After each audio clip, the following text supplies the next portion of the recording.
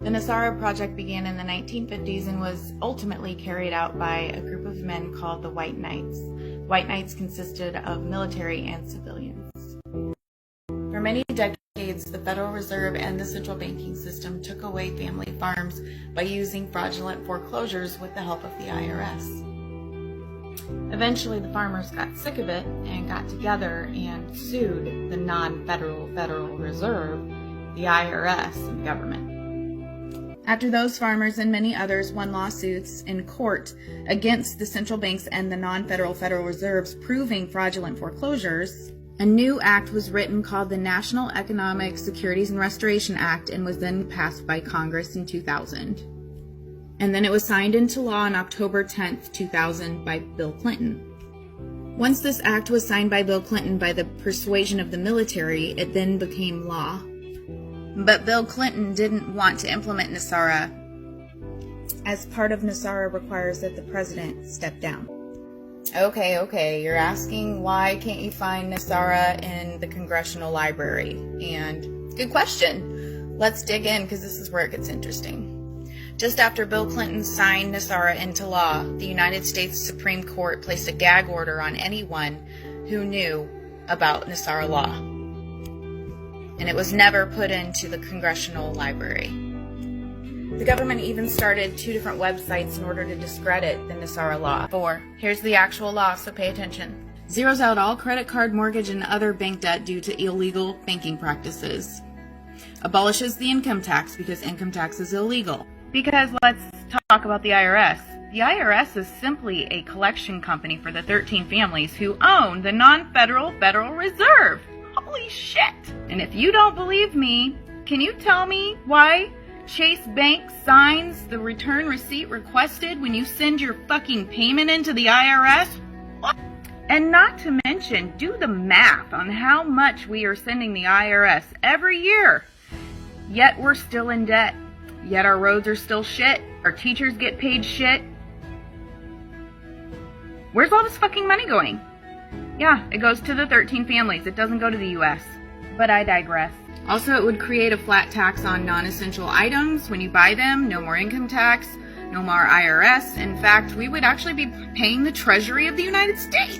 Increases benefits to seniors. It restores the constitutional law to all courts and legal matters. Reinstates the original title of nobility amendment. It establishes a new constitutional, presidential, and congressional election within 120 days of the announcement of Nesara. The interim government would then cancel all national emergencies and constitutional law would be restored. It monitors all elections and prevents any cheating from any foreign adversaries. It creates a new treasury rainbow currency that is backed by gold and all precious metal.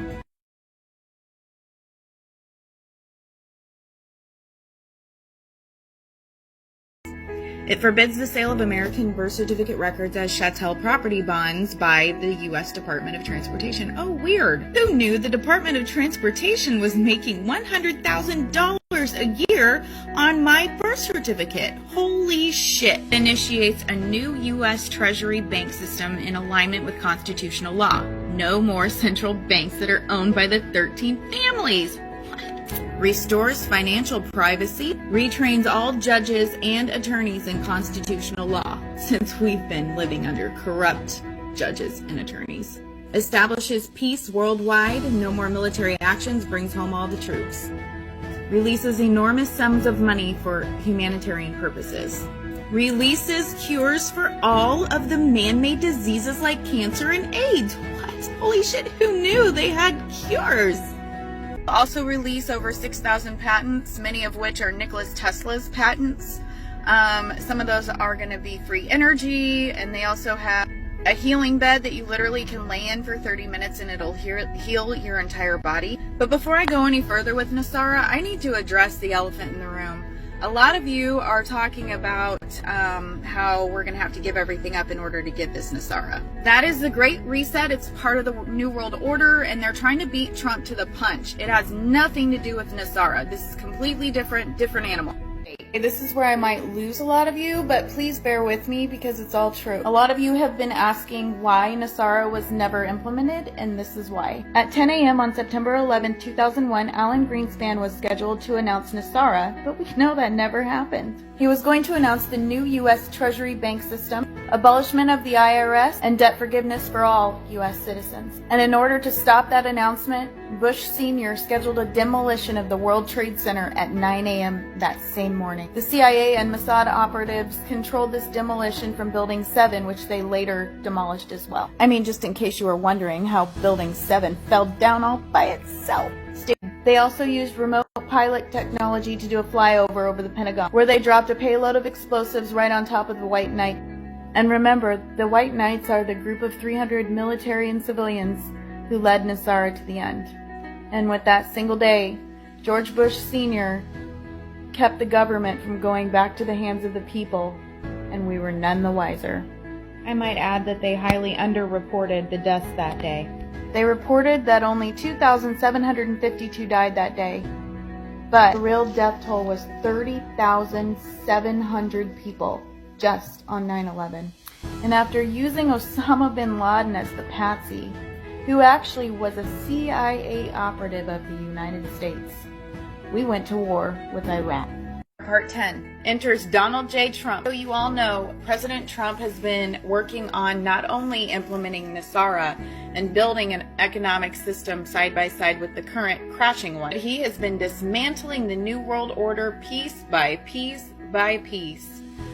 And when Nesara comes, because he's going to call it, we are going to be able to live a life that we could only dream of before.